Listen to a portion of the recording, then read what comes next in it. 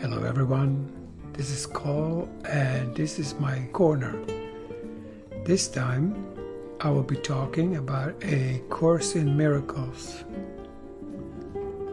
Some of you might remember me from Street Smart Spirituality podcast with Barry, and some might remember me from doing the Cole's Corner on Right You So Will, introduction to a book series channeled by Acim and Rohan, and this time I'm going to be doing and focusing more on Course in Miracle lessons. Barry have recorded quite a few of these, and I have also been doing Course in Miracle lessons in Slovakian language, and this year I've sent something over 100 podcasts on the lessons and how to do them, commentaries to lessons and its use, and how to do them with less effort, and how to learn how to follow the actual instructions in a workbook. One of the most important and often overlooked aspect of A Course in Miracles is that it's not about learning the concepts and structures of Course in Miracles, but to have the experience. There's a section in Course in Miracles where it says very clearly that it's not about the theology, but it's about the experience, and it suggests that we seek only that and do not let the theology and comparison of thought patterns to delay us. And therefore most of my talks will be about how to remove the barriers to the love's presence, also how to actually be able to sustain and remain in this experience. To have this experience of an unconditional love is quite an intense experience from my experience. And I have been now sustaining it for a very long time, almost without interruption. And there are a few principles in the Course in Miracles that are often overlooked. So I'll be looking at these gems and these tiny little sentences and meanings that make all the difference, and how to actually remain in that act of giving away of who we truly are. First we find it, then we have to give it, because if we don't give it, we basically choke on it. That's my old line. So today I'm going to introduce you something different. Every morning on Saturday I hook up with my buddy, who is actually my coach, and for a while I was his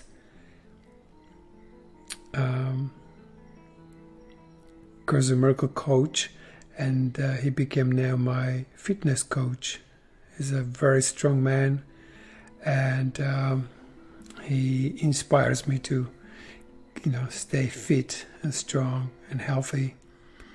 So, and he's a dear friend of mine, my best buddy on the land where I live. And there's something that happens that's very precious. He's the one who always reads me the lesson when we meet, and when I hear him speak, the first word of the lesson, I virtually vanish.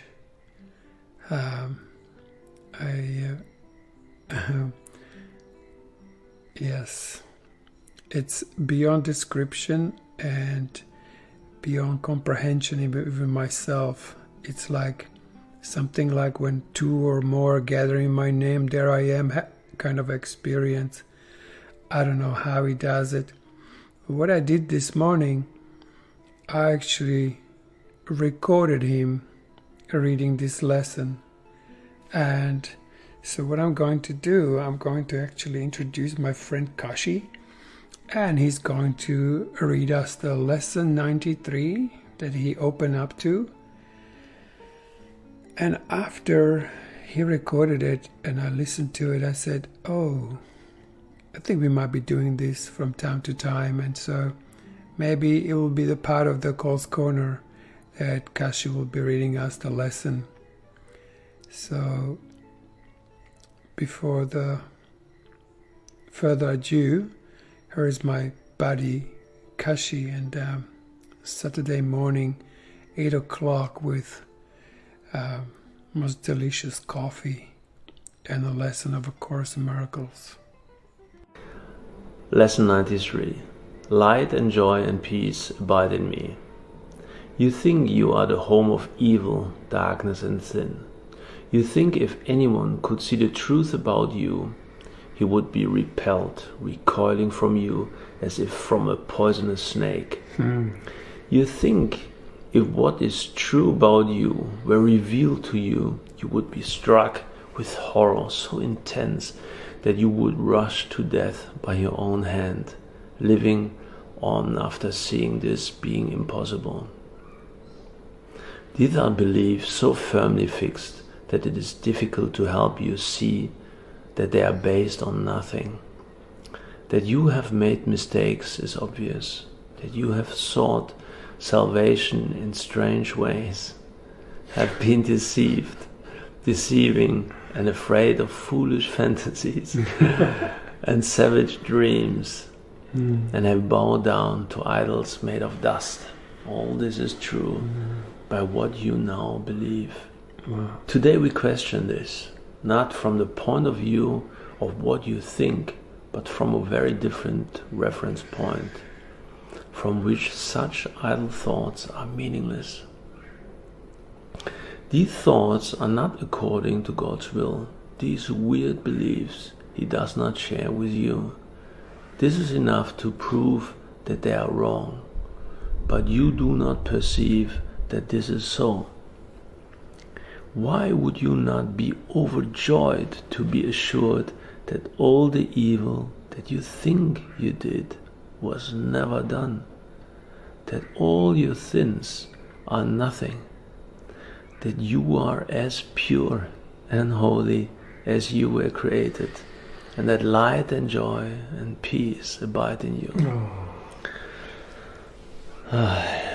Your image of yourself cannot withstand the will of God.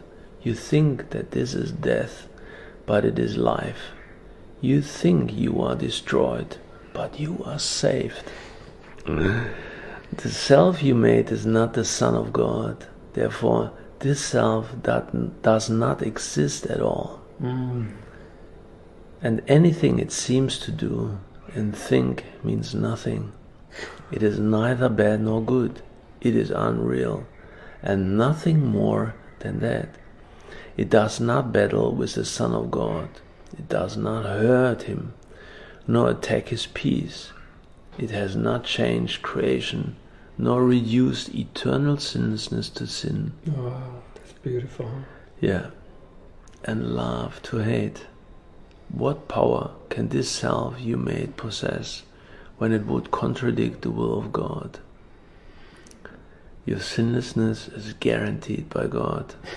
Over and over, this must be repeated. That's beautiful. Until it is accepted. Oh my God. It is true. Your sinlessness is guaranteed by God. Nothing can touch it or change what God created as eternal. The self you made, evil and full of sin, is meaningless.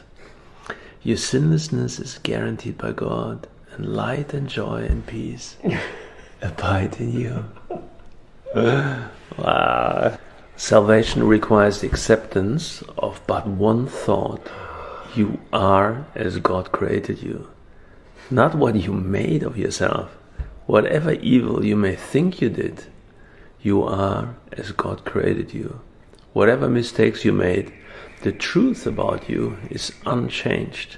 Creation is eternal and unalterable. Unalterable, isn't that cool? Even if you want it, you can't change it. Your sinlessness is guaranteed by God. You are and will forever be exactly as you were created. Wow. Light and joy and peace abide in you because God put them there. In our longer exercise periods today, which would be most profitable if done for the first 5 minutes of every waking hour, begin by stating the truth about your creation. Light and joy and peace abide in me. My sinlessness is guaranteed by God. Then put away your foolish self-images and spend the rest of the practice period in trying to experience what God has given you in place of what you have decreed for yourself. Wow. You are what God created or what you made. One self is true, the other is not there. It's just not there. It's totally unreal. Try to experience the unity of your one self. Try to appreciate its holiness and the love from which it was created. Try not to interfere with the self which God created as you. By hiding its majesty behind the tiny idols of evil and sinfulness you have made to replace it. Tiny. Let it come into its own. Here you are. This is you. And light and joy and peace abide in you. Because this is so. It's just so. You may not be willing or even able to use the first 5 minutes of each hour for these exercises. Try, however, to do so when you can, and at least remember to repeat these thoughts each hour. Light and joy and peace abide in you. My sinlessness is guaranteed by God.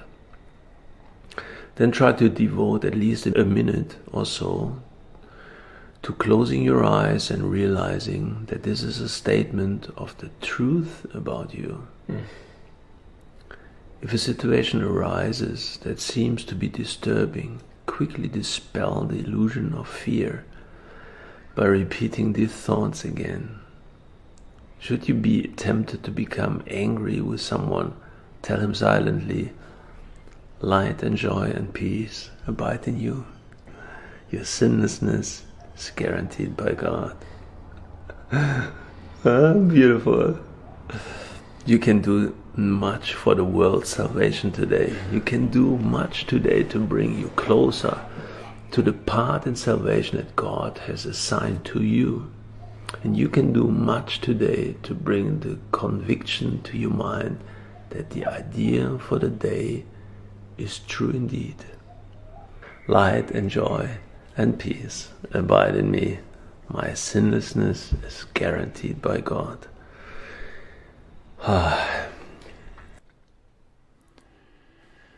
So that's my Saturday morning read with my local buddy, with whom we share a most beautiful light. And then we go and sit in silence for a while and let that permeate. Because as it says in the lesson, we were given this peace and light and joy. And the only reason we would not know it is we might not take time to actually allow it to be deeply felt in us. So there are a few principles in Course in Miracles, and because I've been translating into Slovakian language, I had to sit with each sentence for a long time to find an equivalent. And I've been living in Australia for 40 years. So my Slovakian is not as fresh. And my English is pretty broken. So I have these semi-languages that I use. But one thing that I was blessed by doing these translations was that I had to sit with each sentence and virtually embody it and feel it and find an equivalent in Slovakian language. And because I love simplicity, and this is one thing I also have in music, that I take a very complex piece of music and I make an arrangement for kids who've been playing for a couple of months, and then they can play it. I don't know how, it's just simplify, take some things out and make a really beautiful tune available for anyone who would like to have an expression of music. And same with the chorus.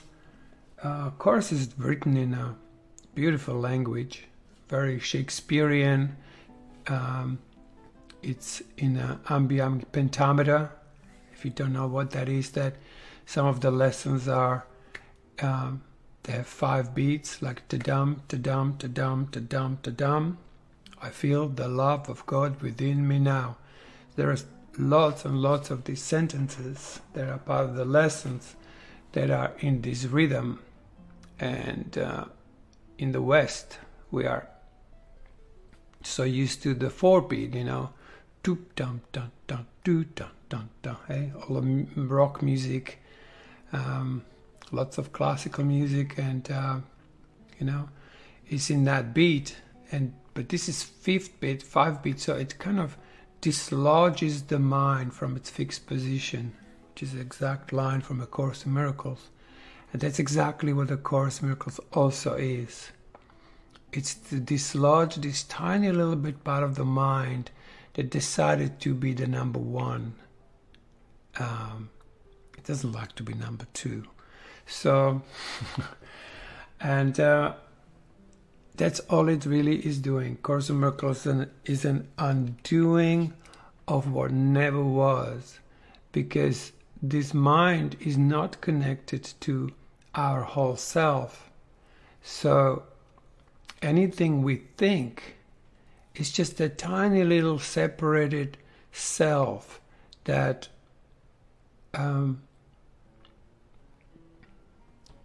can't feel. It can't be connected to the creation. Now, I don't know if you guys know, but feeling is the part of us that actually is the creation. So this is how these lessons work. Let's say we take the word joy, which is just an idea, a thought. Now, if you take that thought and you just repeat it in your mind for a moment, but only for one simple reason, and that is to be able to begin to have your will, your feeling body, to give it a demonstration of what it really means. Like, we have so many different ideas what joy is, but there is a joy of God. This one is talking about the joy of God can be experienced if we allow our own will to manifest it.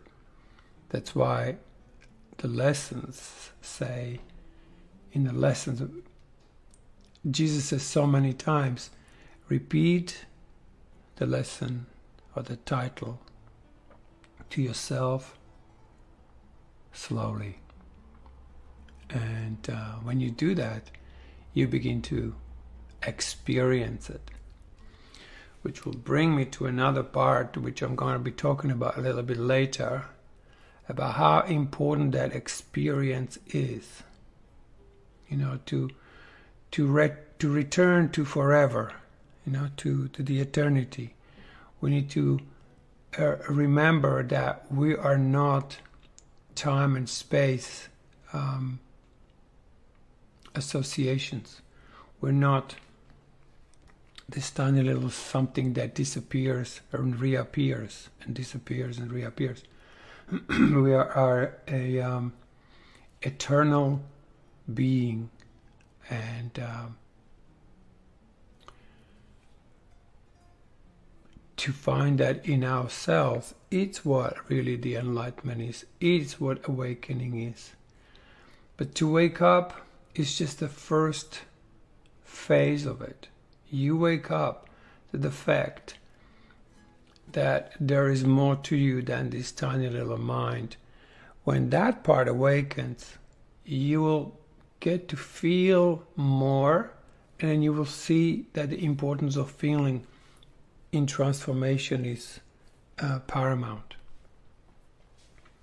So then it's going to take a while to actually heal and forgive the feeling self of ours, because we have so judged it and so attacked it without even being aware of it, that it's creating the reality that we are seeing as an outside world, right?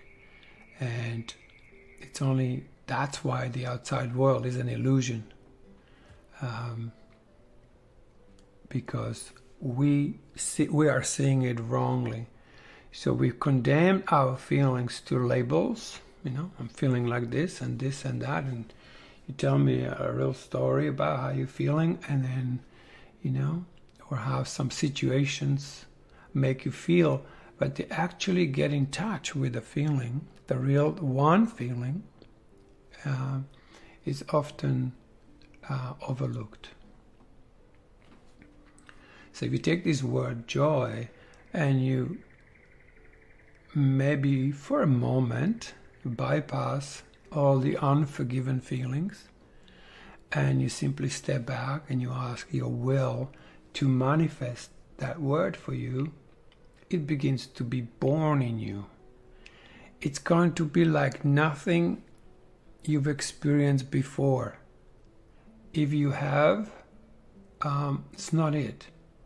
You're just going again, you go into the libraries of the ego, because what you remember never was. There are just perceptions of what you think was occurring when you, if you stored anything in your mind. We are not supposed to be remembering. We're not supposed to be holding on to things and then so we can recall them. Yet, from childhood, we are trained to collect information, and we get good marks if we can store it and regurgitate it. But that's the downfall, that's the missing the mark. That's the sin, yeah? So when you do that, your mind goes blank, and then you actually can't create. And to study the past, trying to figure out what happened, will actually not correct anything. Although it seems like I'm letting go of the past, I'm doing this and I'm doing that. No. You can just simply heal it by remembering who you are. And remembering who you are is you're constantly creating brand new self. The end of it. If that's not happening, we are just worshipping history, preoccupied with past thinking and not seeing anything as it is now. So if you say the word joy and you step back and you go, God, what's that?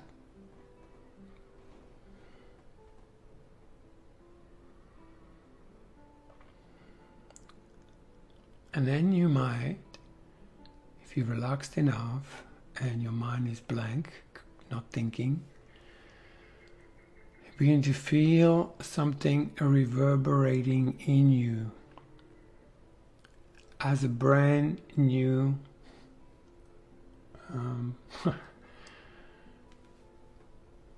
joy. And then you feel it, begin to feel it in every part of even your physical reality. Yeah, like you will hear it in your, little toe, and you will feel it in your hair or in your gut. Actually, that's like a good day if you can get it vibrating in there, because the gut has been so pushed down. That's why it holds a lot of sort of the stuff that we release. Yeah, because it's all pushed down there. We're supposed to be sustained by love of God, and that is the power. We deny that, then we had to begin to eat. We had to begin to clothe ourselves. We begin to replace that sustenance by substitutes. And yet, this lava of God's love is it's boiling, virtually boiling in you, huh? And unfortunately, just like the earth, there's like a crust around this field. And one thing I noticed with Course in Miracles, that I would wake up someday and open it up and the lesson would annoy me. It's like, oh, come on. Actually, I remember this particular lesson. I was grumpy one morning, and then I opened the lesson. It says, light and joy and peace abide in me. I just went like, oh, give me a break. And it was like a rage would just come out. It's like, oh, this is so not my experience, right? But then, having had done enough of this, vibrational movement, it's simply moved and expressed. And then, again, there is light, joy, and peace. They are abiding in us. And no matter how much we would resist it, there it is. But it's not the old one. I often hear this line from Course in Miracle teachers saying like, oh, this is my favorite lesson. Well, how is it going to show you something brand new if it's labeled and stored as something? Yeah, we're already going and start reading with expectation and saying, oh yeah, those are the words. It doesn't really work like that. And it's all about, like it says, like putting these foolish self-images aside for a moment. Because there is so many of them that if we had to analyze everything that's in there, we are never going to shift from it. Like it says in the lesson 41, the separated ones invented cures for what seems to be the ills of the world. I'm not sure if I'm saying it exactly right, but that's how I remember it. So one thing they don't look is the reality of the problem. See, this little mind, ego mind, is a problem-making mechanism. You solve one, next one is already creeping in. You solve that one, and you already have a pile of them from last week. And it's what it's actually doing. It's creating this. They're like delaying maneuvers. It's like, ooh, let me give him this problem, and then he will not do the lessons. Then he will not connect to God. He will be too busy fixing this world that he made. Okay? So, you see my point?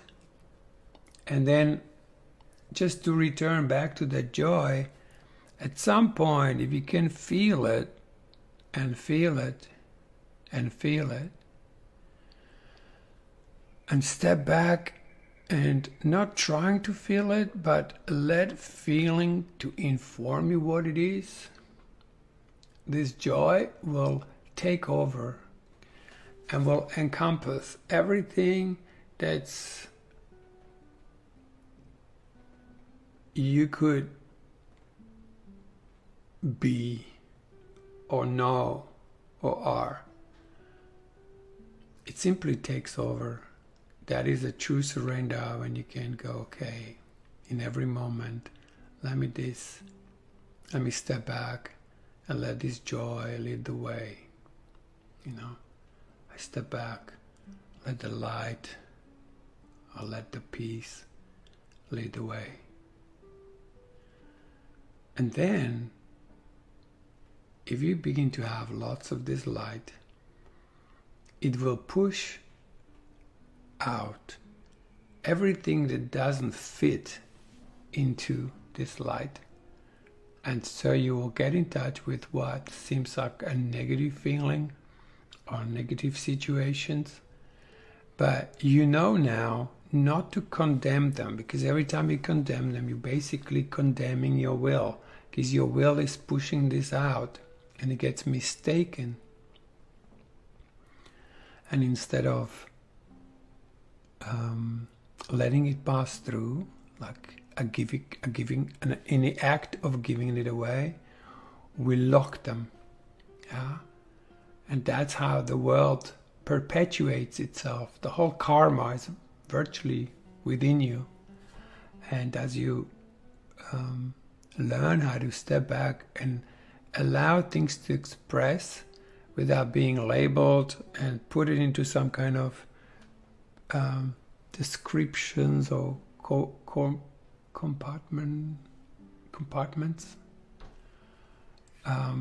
you begin to ooze everything that's coming out of you. Eventually you can, without any effort, allow all your negative feelings to express in the most beautiful way. Yeah? You just go like, oh, here comes another one. Beautiful. You meet it, and your attitude is no longer punitive, rejecting, or condemning. And that is the forgiveness. You forgive everything you hold within yourself. And then all remains is light. And then wherever you look, you see this light that you are. And then you begin to see people as you are, as that light. It's called observance. You begin to see that everyone has this light, and that's all you see. And of course, we all have habits, we all have behaviors and bodies. They're very easy to label and judge and attack, condemn, crucify. Hanging on the cross, there is your Jesus right there on the cross. So we want to pull these nails out from all these images and begin to resurrect the body rather than nailing it. So that's called forgiveness. And then when we forgive what we made and let it go, we recognize ourselves as God created us, as we were originally made, created, I beg your pardon. Usually in the Course in Miracles, anything that's made is made by man in his separated state. Anything that's of God is of creation. And so imagine that this creation is going on, this most exquisite light everywhere. It's going on all the time. And we're just not on it because our minds are preoccupied with these structures and dramas and karmas and relationships and imbalances and illness, If we don't find our purpose, it often results in depression, stagnation, because we each are very unique, yeah? Like this whole creation is not very simplistic, as you can see. And there is so much there that it's overwhelmingly beautiful. I don't know how many of you know Urantia book. It tells you what else is available. And when you start looking at what else is available, you realize that our little dense reality as we know it is a really, really tiny little game.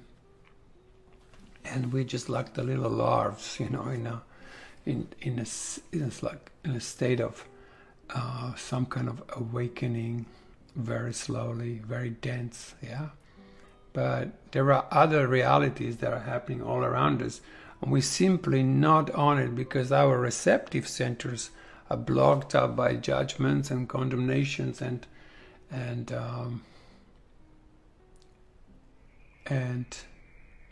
layers of misperceptions. So, like right in a preface, in a course in Miracles, I use the sparkly edition, which is probably the most original edition of Course of Miracles. I don't know if you guys know about it. I find this really good. But you know what? Any Course of Miracles book works just fine. You know, again, you could be sitting around arguing which edition is right. And that again is then another delaying maneuver, because they all work. And really. So the course in the use of terms starts with, this is not a course in a theoretical philosophy, nor is it concerned with precise terminology. Yeah, it's concerned only with atonement or at-one-ment, where we return to our oneness, yeah, to this one place in us that creates, that oozes newness and freshness, right? And the more we undo these errors, you know, by overlooking them, because like I say, you can really dig into that. Like you could be going for a walk and see a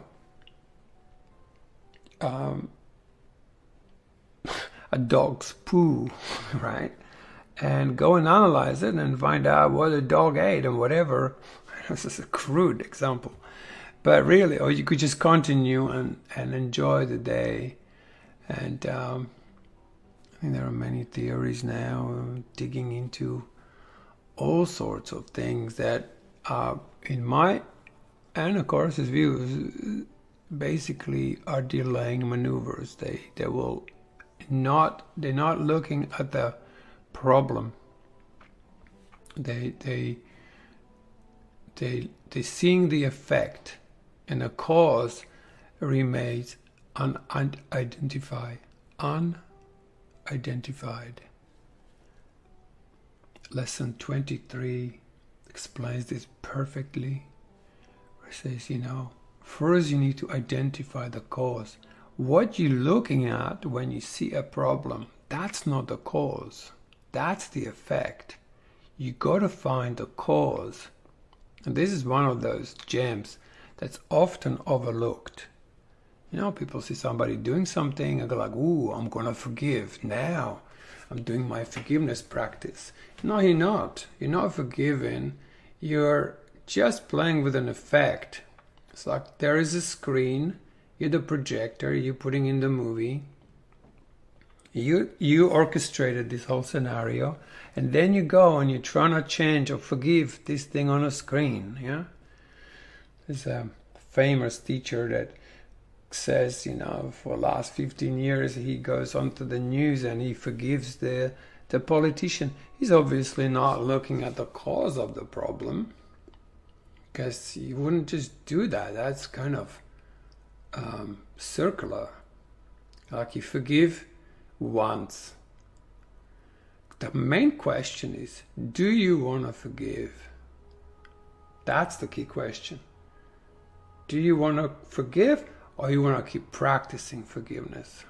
You could be doing this for 30, 40 years, practicing forgiveness. And yet you could forgive the whole world in an instant and be done. It really is that simple. Because this is a course in miracles. And when that happens, that is a miracle. You know, it's nothing what's really happening in the world. It's miracle is that you wake up to your original self. And that can happen in a blink of an eye. However, this is also a very good subject, because that whole awakening thing is not a simple thing.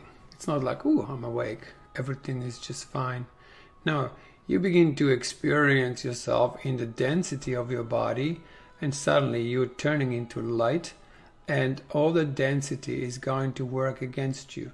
So that's going to take a while again to get used to be in these higher vibrational states of who you truly are, because who you truly are is not density. Yeah, it's this, to these eyes, an invisible entity, and when that begins to inform you of who you are, then you begin to fly. You begin to get in touch with the planes of existence that were basically not available to you before. And so the lessons, what they do, every day they give you this little chance to feel a little bit more of this light. And then they say, okay, keep going, do your thing. And 15 minutes later, ding, okay, do your thing, do your lesson. Go, and you feel a little bit of light, and you get used to it. And it's kind of better to do it in a short intervals rather than in a long. That you get used to vibrating on a different frequency. I've said this before. What happens, and I'm speaking from an experience, where there was a moment where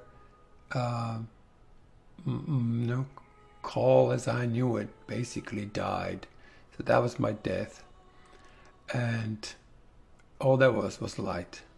And I go, wow, light, beautiful. I'm loving this. A bit later, I'm going like, gosh, there's a lot of light here. That's it's beautiful. And a day later, it's like, this is a lot of light. And it's not going back to the density. It's not going back to the body. It's just like, wow, this light is actually increasing. What seemed like an increase, if I have to reduce that into the language of human mind, thinking. And then this went on, and at some point I thought, and again, this is a major reduction, but there was something like, if this keeps going like this, I'm not sure if I'm going to be able to handle this. And then day 4, I was very close to asking for going back to my original way of being. It's like, okay, there's this resurrection action is a little bit, it's time to be very intense. Seriously, day 5, I was like begging for it to stop, and I thought I need to seriously distract myself from this. And I realized that's how reincarnation works, because if we're still holding, and I still had some density somewhere in me, and then this density was not yet fully forgiven in me, so it was creating a very uncomfortable way of being. And it was when the Olympic Games in Rio was, and I thought, I'm just gonna go to the next room, next cabin, and just gonna sit there and I'm gonna watch Olympics, and then that's gonna get me like out of this enlightening misery. Anyway, so I open up the screen, and then there's that statue of Jesus with his open arms, like looking at me, and I'm going, okay, I don't think there is a way to escape this. And so I just open my arms, And I met him with these open arms, like he's standing there, and it was actually really beautiful because that somehow reduced that intensity. And I felt like, okay, and I realized that, oh, I'm choking on this light. I'm actually choking on this light. And I had a missing element. And that element was the act of giving it. An act of giving this light away. And it's as simple as the sunshine. You just sit there and you beam like the sun does. You know? I think there is a similarity to those two, the Son of God and sun in the sky, same pronunciation, because it is like a demonstration of who we are, which is simply are a particular sort of oozing beings with light that is very particular to each of us. I think the purpose in life is to find this particular light, which is your gift, which is my gift, and the next thing is to give it. And like I was saying, if there is depression, if there is any kind of slowing down, aging, illness, pain, suffering, is just that of not finding the gift and not giving it. Because the minute you find what it is and start to give it, you'll simply enter health. You'll become good. And of course you will have certain older injuries and things that will keep niggling at you, but you'll go, oh yeah, there it is. You bless it like a blessed residue. You kiss it, you know. You go like, oh, there you are, honey. God, I've overrun you. I overrun my sense of, right way of being, and we eat weird stuff, we exercise like crazy sometimes, we do all sorts of weird things where we hurt ourselves, and so those things are, there to stay. Like I remember when I was a kid, I was doing karate, and once I didn't block properly and someone kicked me into my middle finger, the good finger, and it hurts. Yeah, but when I am on my mission, when I'm on to this that I'm supposed to be doing, none of this really means anything. So I'm kind of jumping from subject to subject here, but I'm trying to make like an overview of the power of this manual that I think it's vastly misunderstood, and even after all these years I still open it up and I go, oh my God, like it dislodges me to a whole new realm of being. And it does point to all these little barriers that we have created in ourselves that basically make us unaware of the gift that we are, and we see ourselves as this dense, slow moving beings. And obviously not everyone, I'm just speaking generally. This is one of my, I love this, says like, check this, as the universal theology is impossible.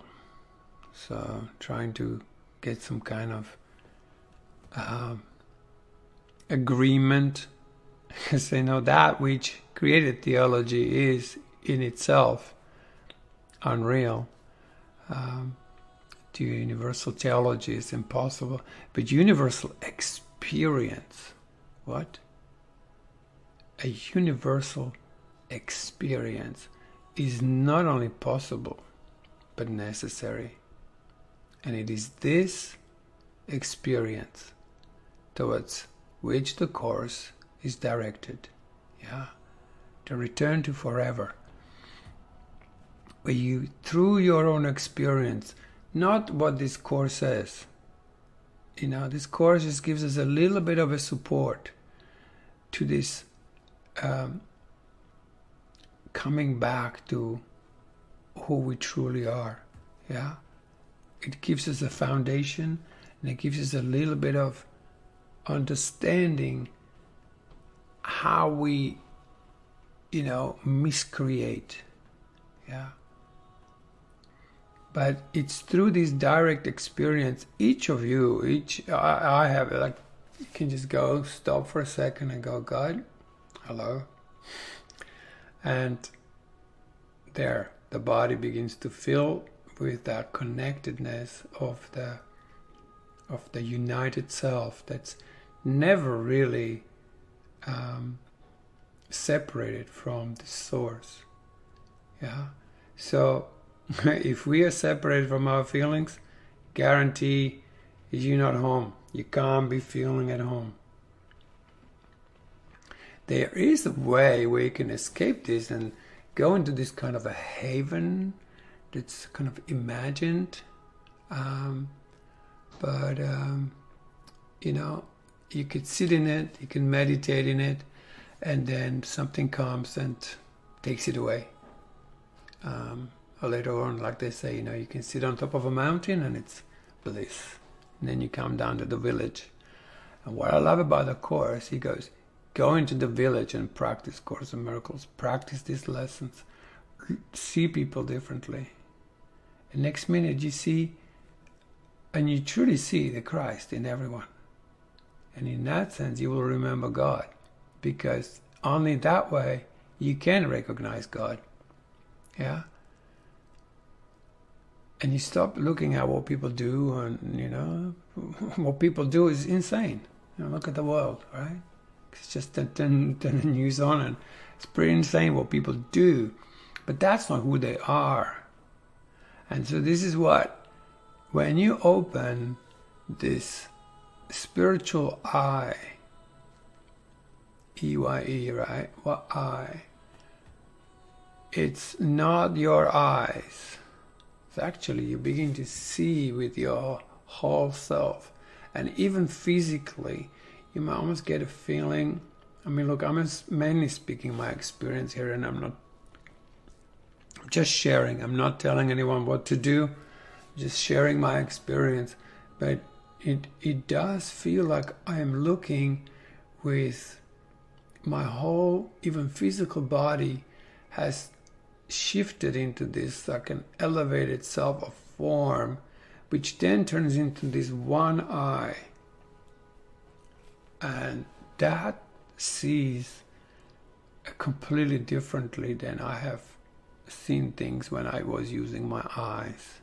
Yeah, so it becomes a full embodied experience, like it says in Right Use of Will, which I just found so enlightening. When it says, you have this spirit in you, and then you have God's will, and then that births your heart, and all those three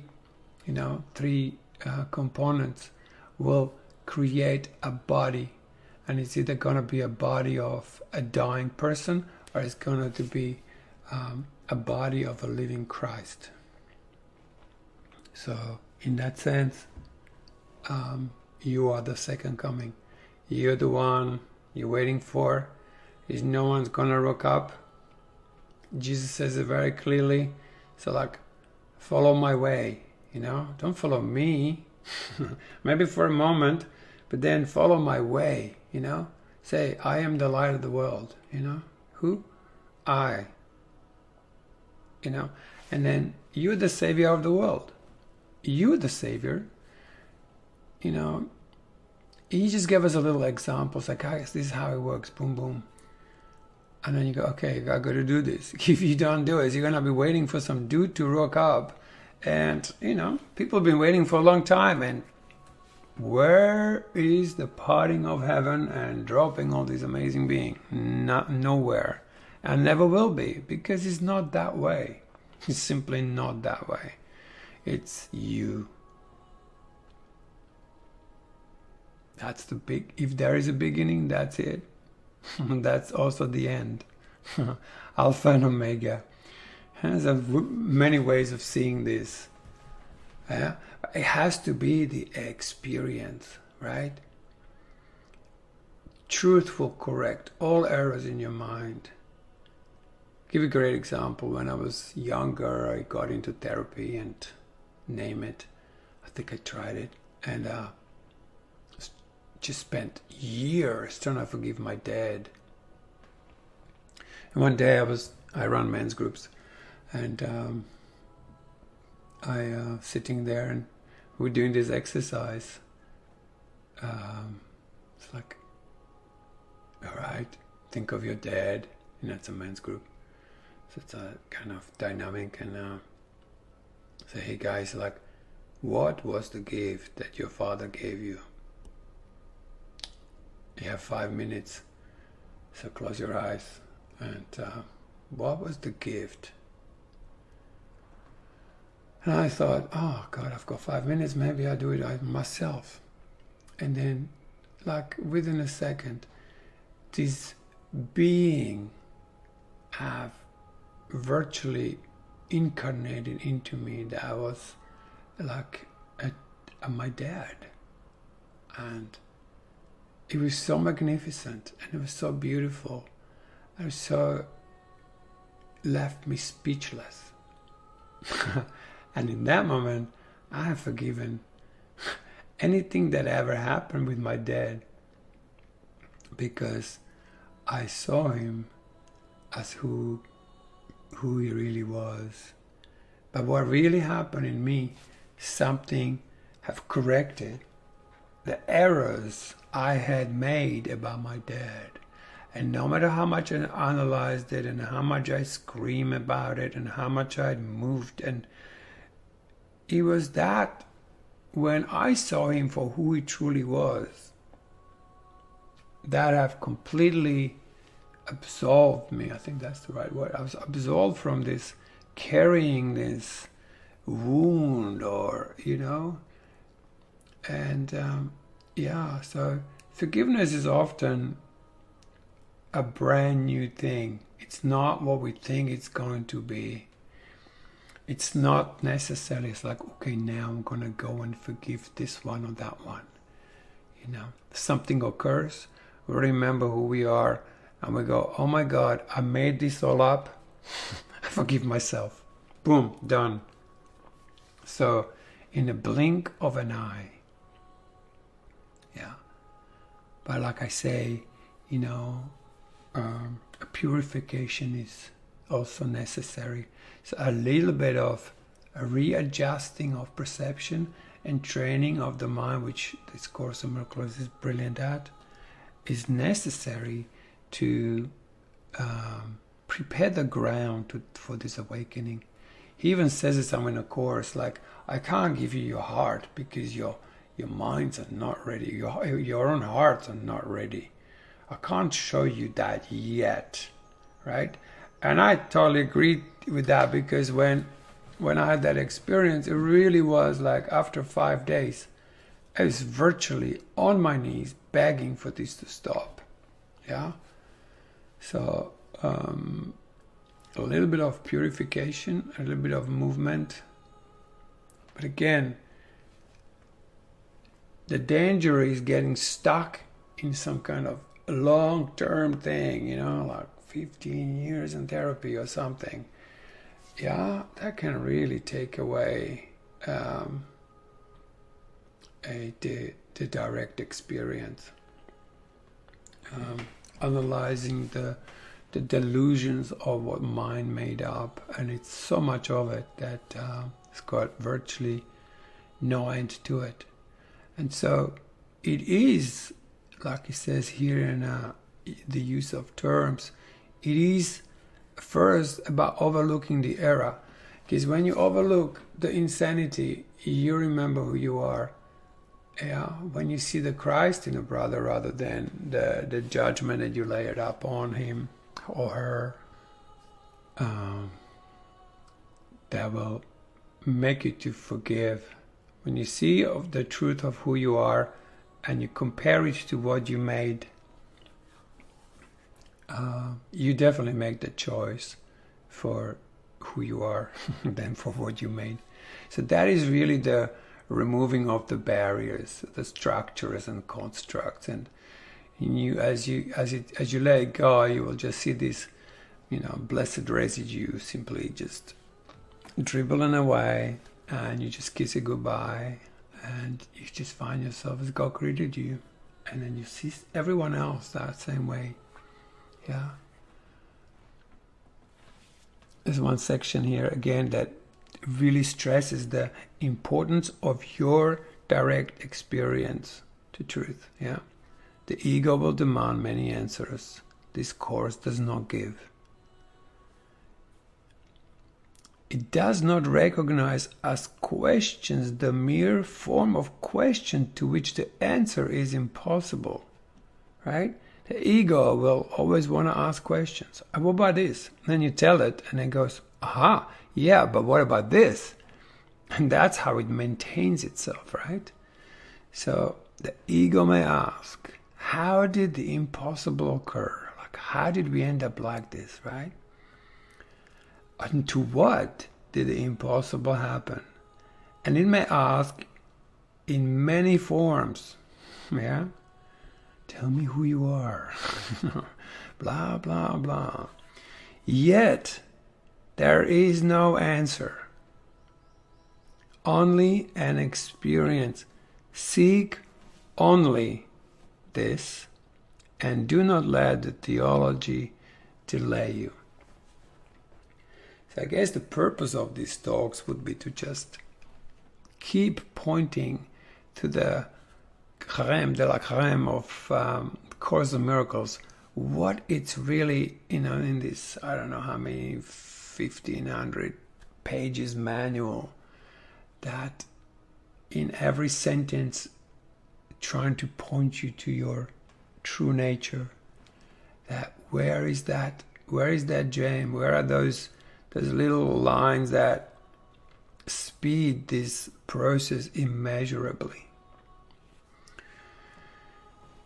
So maybe next week or my next podcast, I will begin to go a little bit on the basics of the workbook and the undoing of what never was, so we can return to forever, to our eternal life, which is going on all the time, and which is often not on it. And this will be like a reminder. It's like, hey, this course is simple. It states it, and it's underlined. We can also take this course and make it very complicated. So I think there will be sharing the things that really worked, that really shifted, like my friend Kashi said, it's like a quantum shift. Yeah. I just finished with that story with Kashi because we were, we used to jog together and do fitness and stuff, and we went for a walk, and I had this new app that was reminding me of the lessons. By the way, if the lessons of A Course in Miracles will appeal to you in any way, please get yourself a timer. There's an application, I think costs $10, in a course I think every sort of major phone has that available, and get yourself something that will remind you of the lesson. For me, that's when really something happened. And also was a thing that showed me that in, I don't know how many years, 3 decades of doing Course in Miracles, I've never really done the lessons the way they said to be done. And that is very important.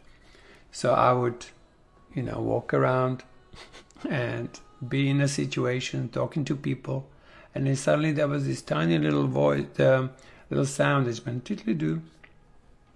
I go, oh, my lesson. And I'll be in the middle of my conversation with somebody. I'm going like, apply, good, done, continue.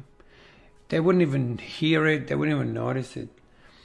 But because we live in a country, and Kashi and I were that day walking a long distance, and every 15 minutes my phone would go boom, and it goes, Coley, what's that thing in your pocket? I said, oh, I do these lessons. I go, yeah, what kind of lessons? This is a Course in Miracles lesson. A Course in Miracles, what is that? Anyway, he was interested, and I said, oh, well, if you want to have a try, I'll tell you one lesson. He said, okay, let's do it. And I thought I'll give him a lesson too, because there's such a beautiful lesson. It goes, it's so quantum, really. And it goes like, say, I have given everything I see all the meaning that it has for me. He looks around and goes, oh my God, that's so true. Can I do these lessons? And that's how Kashi became a Course in Miracles student. And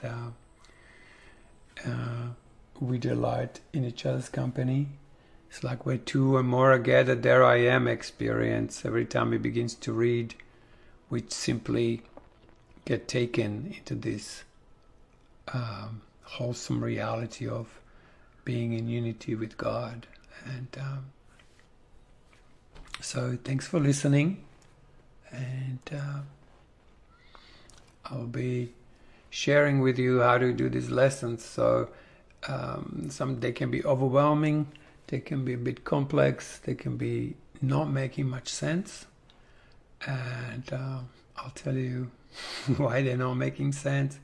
And if Course in Miracles is something that attracts you in any way, then some of these talks and commentaries to the lessons and how to actually do them properly, which was a passion of mine, and I found out so much that's in these lessons that I never noticed until I begin to translate them.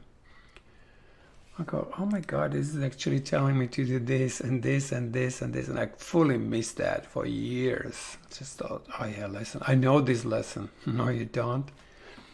Because if I do a lesson, I'm going to like, okay, I've never seen this before. What does this say?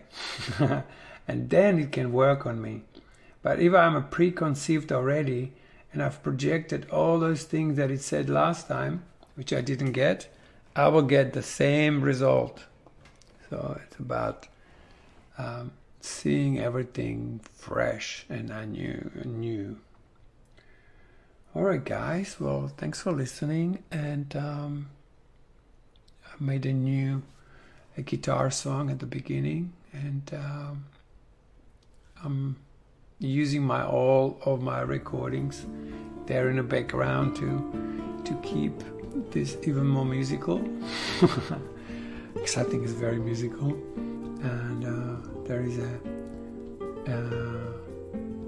music in spheres that this newly awakened mind is capable of hearing, and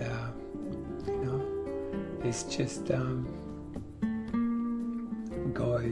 God's voice, singing to us all day long. So, can you hear it? Yeah, there it is. Alright guys, we'll catch you soon. Bye.